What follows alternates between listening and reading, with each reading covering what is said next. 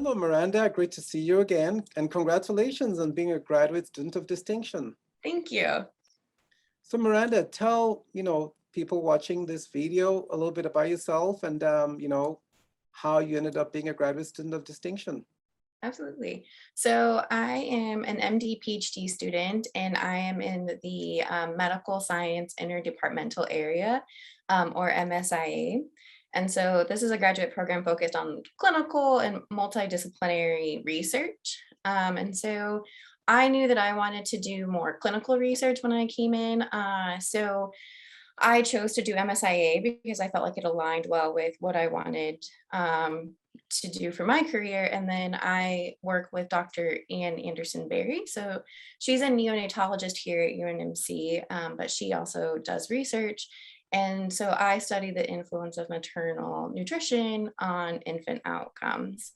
And so I felt like this program and working with Dr. Anderson really helped me to bridge the gap between clinical and bench research. And so I've learned a lot about kind of being that transition between both. Tell me about the Yale Ciencia Academy for career development, and how did you get involved in that, and what are you doing in that program?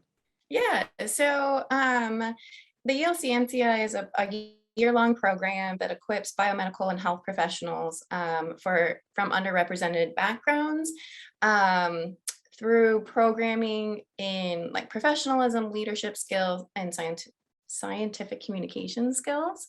So I actually found out about it because of my colleague, Laura. So she was in the cohort of 2019. And so I talked a lot with her about kind of the things they talked about, the skills they were helping them learn. And so I learned about it through her. And then for me personally, I'm a first generation student, so I really liked the network of people that Yale Ciencia offered. And sometimes it can be hard to find other students who know what it's like to be a first gen student in a graduate program. And so I really liked that aspect, but also I liked their focus on being a part of the community and learning how to make those connections with your community and help have an impact. So that was also the reason, is I really want to be able to use medicine and research, to help the communities that I'm a part of, and to really be an integral part and not just the person on the outside saying, this is what you need. And so I thought Yale Ciencia did a really good job of doing and helping with those skills. That is really wonderful. So, it's very fascinating. You talked about being a first generation student. I'm always intrigued and just impressed with first generation students, because you're blazing the trail. You're doing something that's never been done in your family, and I commend you for that. Thank you. So tell me, a bit more about what you hope to do. How does this particular academy help you in terms of your future career goals? So through this academy, it really helped me see that my goals as a physician scientist are to be able to communicate well with my community. And I don't think I really understood the importance of that until I did Yale Ciencia. I've done work with Empower, which is a student group on campus that raises awareness through about interpersonal violence. And so we work with the community at the WCA, or the Women's Center for Advancement, on nutrition and things like that. But I think the Yale Ciencia really gave me tangible skills and abilities to make successful programming or outreach for communities. And so I think that has been a great skill to learn now, so that as I progress, I can build on that, improve those skills. And then by the time I'm a practicing physician researcher, I will, be able to put those skills into practice. It also taught a lot of leadership skills, and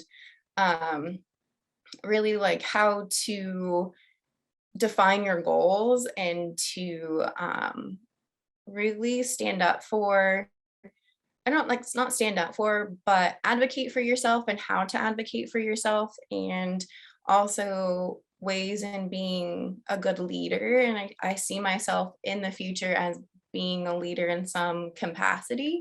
And so I really thought that the academy helped to, kind of gain those skills early on so that I can build upon them as I progress. Well, Miranda, you're already a leader. So I'm glad that you continue to develop in that area because it's a journey, not a destination. I do want to say that, I agree with you 100% because we talk about the university or academia being, focused on three missions, right? Research, teaching, and service. And I really believe that community involvement, community engagement is the fourth pillar, but it's actually one that cuts across all three of the other missions. I think if we're doing research that has no value to the community, or if we're teaching without any connection to the community, or if we're doing service that's not connected to the community, then I think that we're missing the point. So I really think you're right on to something that's going to serve you well for the rest of your career. Tell me a bit about, just who has been the greatest inspiration in your life up till now? So I would say, like, as a first gen student, like you said, you're kind of blazing your way through, and so you're kind of figuring things out on your own.